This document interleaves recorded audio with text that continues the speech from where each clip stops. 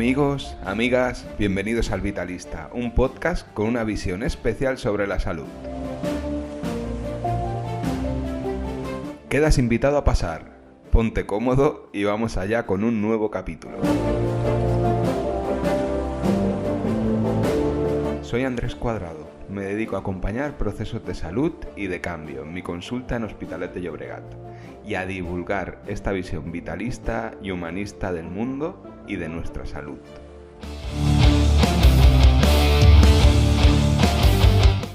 Antes de empezar, te invito a pasar por mi web, andrescuadrado.com, donde tienes acceso a la newsletter del Vitalista. Aquí te pongo al día de cómo avanza el proyecto, te comparto los capítulos y los guiones de acceso libre que hay en mi blog.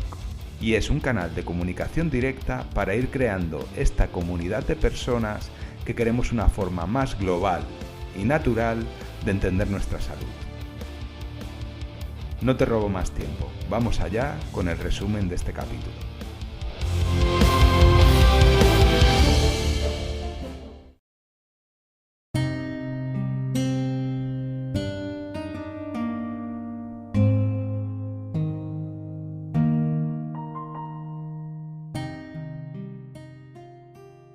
Bienvenidos al capítulo 2.3 de esta serie sobre la vida. Hoy nos vamos a enfocar en el dónde se da la vida. Investigaremos la biosfera profunda, un entorno donde la vida existe en profundidades de hasta 10 kilómetros bajo el océano y 5 bajo la superficie terrestre. Exploraremos la idea especulativa de que la vida pudo haber comenzado en estas profundidades, debido a la estabilidad relativa de ese entorno en comparación con la superficie de la Tierra. Además, veremos cómo la mayor parte de la vida en la Tierra se concentra en una estrecha franja que abarca unos 10 kilómetros bajo la superficie hasta 50 kilómetros en la atmósfera. Finalmente, hablaremos sobre la teoría de Gaia, que ve la biosfera como un sistema autorregulado que ha permitido la persistencia y la evolución de la vida en nuestro planeta. Prepararos para un viaje fascinante al corazón de la vida en la Tierra. Seguimos con la serie de la vida, el capítulo 2.3. En el 2.1 estuvimos hablando del origen de la vida, de las teorías clásicas y le dimos un par de vueltas a aquella deriva en el azar y a la evolución y algunos preceptos que implica este concepto.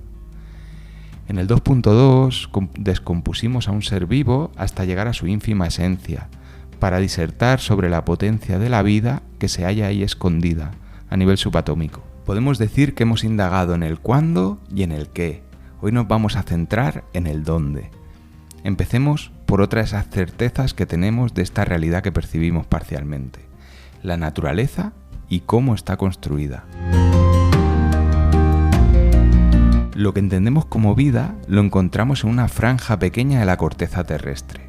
Si nos ponemos a cavar, solo la encontraremos en unos cuantos kilómetros bajo la superficie, no más de 15 kilómetros en profundidad. Me entretendré un poquito a hablar de esto y si os vais al blog, os recuerdo andrescuadrado.com/blog, aquí podréis ampliar porque os voy a dejar algunos enlaces interesantes y demás. El caso es que por debajo de nuestros pies existe lo que se denomina la biosfera profunda, que supone o se calcula que es el 15% de la biomasa de la Tierra, es decir, del peso de los animales que hay en la Tierra, el 15% vive bajo nuestros pies.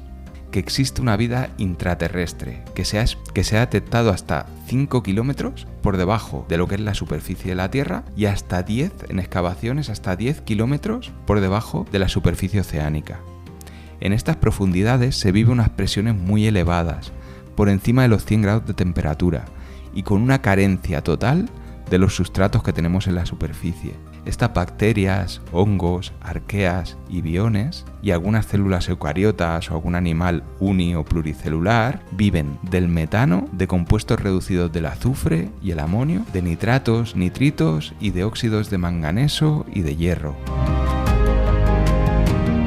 En estas profundidades hay muy pocas formas de obtener energía para este tipo de células, por lo que el metabolismo de estos seres es como 1.000.000 de veces más lento que en los animales de la superficie. Células que viven miles de años y de las que no se conoce el límite de edad. Es un tema súper interesante. Os hablo de esto aquí y es pura especulación ya por mi parte, porque en la superficie de la Tierra, hace 4.500 millones de años, era inhabitable.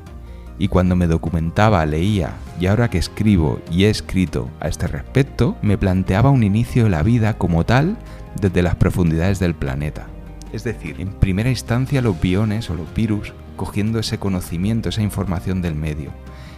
Luego pequeñas estructuras celulares a partir de la combinación de moléculas, aprendiendo a obtener energía, a acumular materia, interaccionando con lo que había, ¿no? Con las rocas, con los metales, a esas profundidades. Un aprendizaje que la vida lo contiene en forma de ADN y ARN en primera instancia, pero que pudo permitir la formación de las primeras arqueas, con capacidad para consumir metano, incluso producir agua. A partir de aquí, el aprendizaje de sobrevivir y proliferar en la corteza, para que, a medida que se fue estabilizando la superficie, se fuese avanzando hacia nuevas posibilidades, hacia nuevos sustratos y la presencia de agua, y la idea de que la vida, como propiedad implícita de la materia, no dependa solo de ese océano y de ese caldo primordial. Pero insisto, esto es puramente especulativo.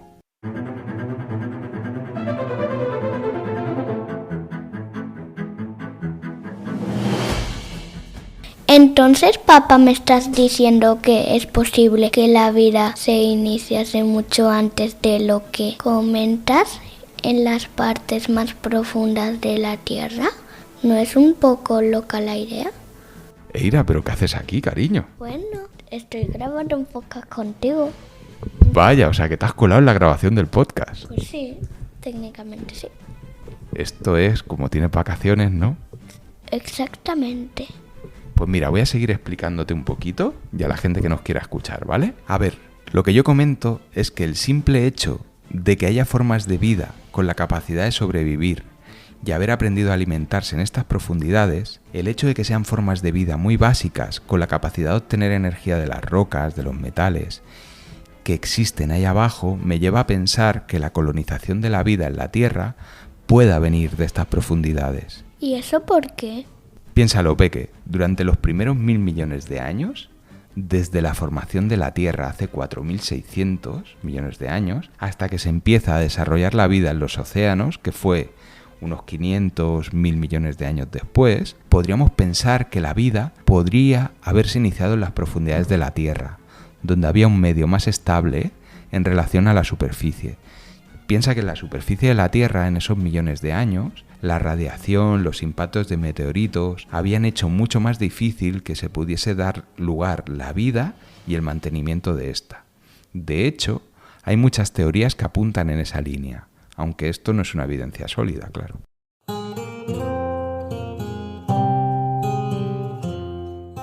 Puede ser que insistas en esta teoría porque intentas entender cómo la vida viene de las piedras y los materiales que había ahí abajo.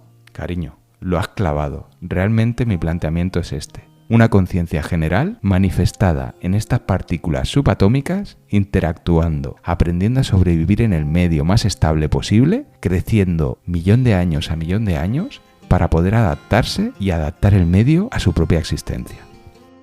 Papá, te enrollas un montón. ¿Podrías seguir con lo que estabas explicando? Porque por ahora solo has dicho que la vida se encuentra en unos kilómetros en la profundidad de la Tierra. Perdona, es verdad, me enrollo con otros temas. A lo que vamos en este capítulo, si nos planteamos dónde encontramos la vida en la Tierra, es solo en una pequeña franja que va de estos 10 kilómetros en profundidad hasta unos 50 kilómetros hacia arriba en la atmósfera. Lo que pasa es que de estos 50 kilómetros en altura, si pensamos en animales grandes, en animales pluricelulares, que puedan volar, es decir, o insectos o aves, dejamos de ver a los insectos por encima de los 6 kilómetros. Y el récord de altura de un ave avistada en vuelo lo tiene un buitre grifo a 11 kilómetros y 278 metros volando sobre el Himalaya. Puede parecer muy alto, y lo es, o muy profundo, pero recuerda que el radio de la Tierra es de 6.371 kilómetros de media.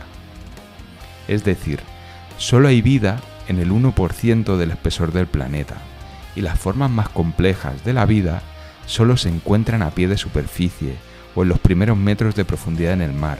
Es como vivir en 2 dimensiones, ¿no os parece?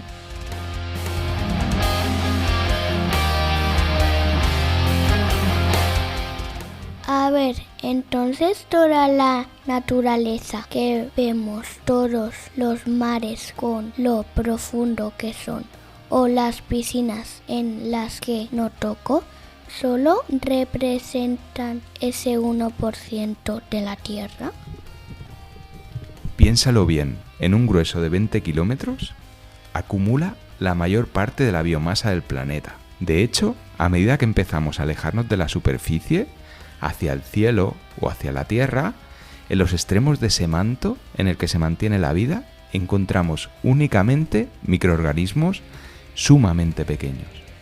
Yo os lo he explicado, lo que encontramos en las profundidades, pero en lo más alto, en la estratosfera, que es el último lugar donde se ha encontrado vida, solo se han visto bacterias o esporas de hongos transportados por corrientes de aire hasta esas alturas.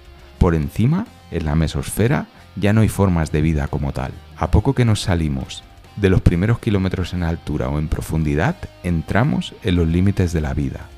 En esta franja más pequeña es donde se da la mayor interacción y donde la vida en sí misma ha poblado el planeta. Podríamos concluir que en el eje axial que va del centro de la Tierra al universo, no hemos sido capaces de adaptarnos. A medida que subimos, nos ahogamos y a medida que profundizamos, colapsamos.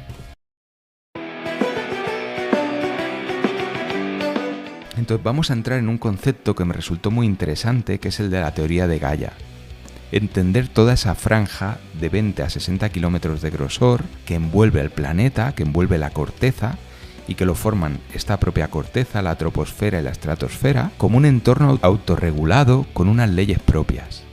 Entender que este manto especial se ha fundido con el resto del planeta y ha tenido la capacidad de influir en el medio, de adaptarse para persistir y generar un proceso vital que ha evolucionado constantemente, extinción a extinción. Entender todo esto y ver la Tierra, o sea, esta superficie como si fuese un ser vivo, ¿no? Porque lo que he descrito realmente es como describimos a un ser humano. Para mí ha sido cuanto menos motivador. Gaia, dejadme que lo llame así, ha sabido hacerse a sí misma, manteniendo un equilibrio que da lugar a aquello que llamamos vida y a la persistencia de esta. ¿Os lo imagináis? Los elementos interaccionando entre sí, los mares y los océanos con sus corrientes, las montañas y ríos, los ciclos del agua, del carbono, los movimientos atmosféricos, la relación de la Tierra con el Sol y la Luna, de ellas las temperaturas, los ciclos que los seres humanos hemos convertido en días, meses y años. Que tengo el aire aquí un poco que me está mirando raro. Todas estas condiciones y mecanismos que engranan una entidad que podemos entender como un sistema complejo, como una sola masa viva y lo más importante, de la que formamos una 1000.000.000ésima parte. Papá, se te está yendo la olla. ¿Me estás diciendo que hay una señora a la que llama Gaia, muy grande como Tefiti, que es la que nos abraza a todos, la que permite que hayan ríos, mares, montañas, animales y que podamos existir todos? Pues sí, Peque, si tuviese que explicarte un cuento sobre la naturaleza y cómo se ha creado, te explicaría que Gaia se aferró con fuerza a los océanos y a las rocas, se puso a trabajar para aprovechar la energía que le proporcionaba el planeta. Aprendió a nutrirse de las rocas, del aire y a mover el agua del mar a la tierra en forma de lluvia, a crear las plantas, los animales, prueba a prueba, desde el más pequeño bicho al más complejo mamífero. ¿Quieres que te explique un poco más sobre cómo Gaia se adaptó a la Tierra? No, papá, mejor me voy. Pensadlo un poco. Ya os he hablado bastante y escucharéis en otros sitios hablar del ser humano y del cuerpo como un sistema complejo. Múltiples tejidos, órganos y sistemas trabajando con unos fines comunes. Podemos entender el medio, la naturaleza, como otro sistema igual de complejo, pero a una escala aún mayor. De hecho, explicar estos dos sistemas complejos es una de las finalidades utópicas de este podcast. Nuestro medio, al que estoy denominando como Gaia, Tefiti mola más. Ella vive adaptada en simbiosis con un planeta que gira sobre sí mismo, que tiene un satélite que lo orbita a un ritmo constante de una vuelta a su órbita cada 28 giros de la Tierra, y a su vez un planeta que da vueltas alrededor de una gran masa incandescente cada 365 giros del propio planeta. Esta masa es el Sol. Gira alrededor del Sol a la vez que lo persigue. Os cuento esto para que lo veáis en perspectiva. Y además, también deciros que en el capítulo 23 de este podcast, esta idea está mucho mejor desarrollada. Gaia vive adherida a la superficie de la Tierra, recibiendo radiación del Sol y con influencias de la Luna.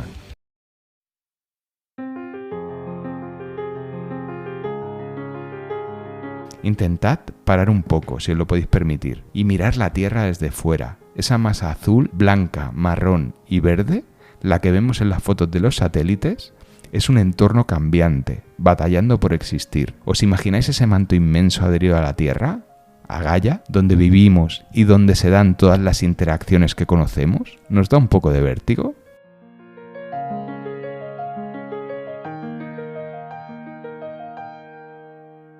Pues sí que me mareo un poco. Yo lo que quería es irme a jugar y me tienes aquí grabando. Pero vamos, he entendido que hay una señora Tefiti que vela porque la vida se mantenga en nuestro planeta. Recuerda que es un cuento, que Gaia no existe, que es una forma de explicar una realidad para que nuestras mentes, nuestro procesamiento racional, lo entienda. Pero vamos a ir cerrando este capítulo y lo seguiremos en el próximo, con algunas ideas más sobre la adaptación de Gaia y progresando en esta serie.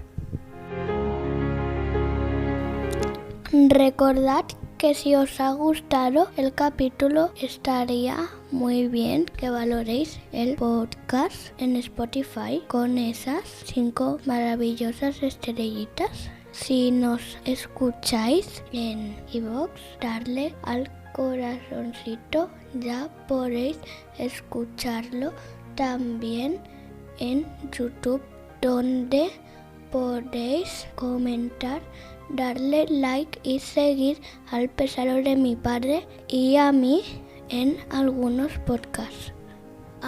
Y en Instagram mi padre os va poniendo al día de cómo avanzar el proyecto y de las demás cosas que va haciendo. No para.